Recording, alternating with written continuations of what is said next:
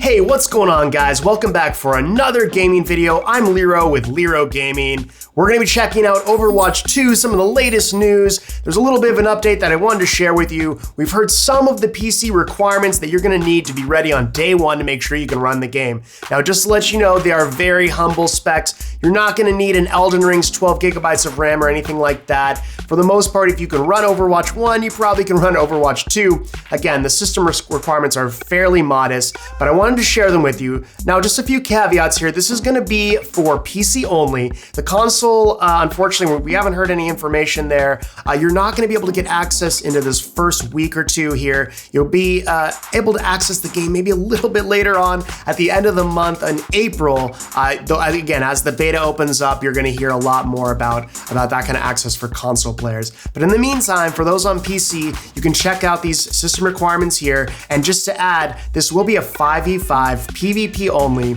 Very similar to Halo Infinite. I don't know if anyone played that, but again, they went PvP first. And I thought actually it was a really strong move because again, it gave them time to work out the kinks and everything. And that really helped a lot. All right, so we're gonna go ahead and leap into some of these PC requirements. And this was revealed by Overwatch Neri on Twitter. I highly recommend giving them a follow. They've got some really great Overwatch content, early release stuff, up-to-date news. I highly recommend the follow. But to begin with, why don't we look at Overwatch 1, because as I've said, the requirements for both games are quite low, very reasonable and modest, and Overwatch 2 follows along that same path. So as you can see here with Overwatch 1, we have an Intel Core i3 with an AMD Phenom X3 8650, a minimum GPU of an NVIDIA GeForce GTX 600 series, and an AMD Radeon HD 7000, 6 gigabytes of RAM, and a minimum of 50 gigabytes of storage. So that's Overwatch 1. Now we can see they're fairly similar, but just a bump up. Again, it should have a pretty broad appeal here.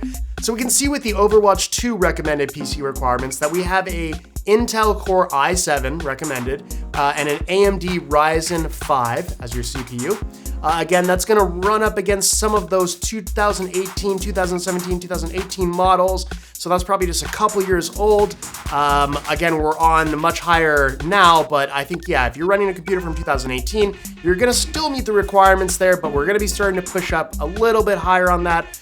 For your GPU, we have an NVIDIA GeForce GTX 1060 or an AMD R9 380. As you can see, a 1060 is still relatively expensive, unfortunately, with the way graphics cards are today. But if you have a 1080 or above, you should have a very smooth experience.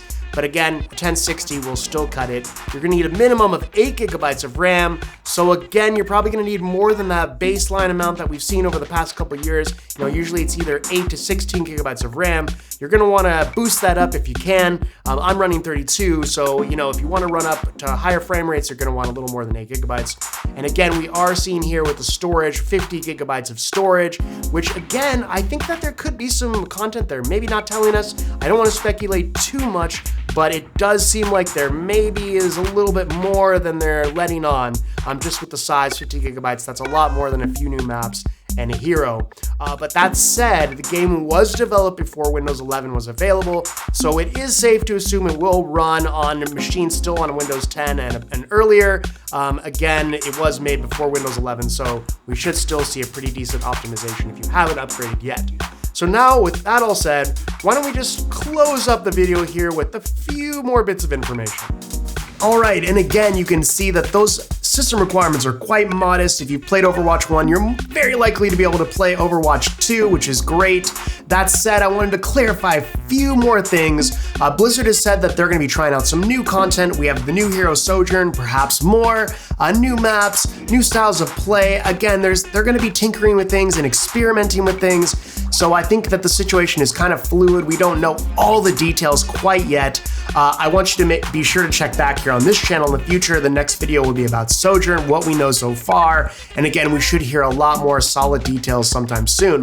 But just one more detail here. If you weren't here at the Overwatch Overwatch 1 release, Overwatch 2 will be very similar. Again, that initial ring of people will get their chance to use the beta, and then us plebs will get our chance to gain access and play.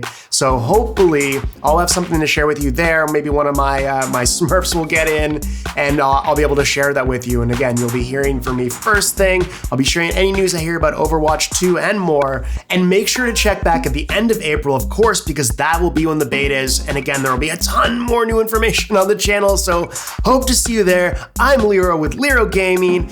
Click the like and subscribe button if you have not already. I'd really appreciate your support, as the channel is quite new and we're growing.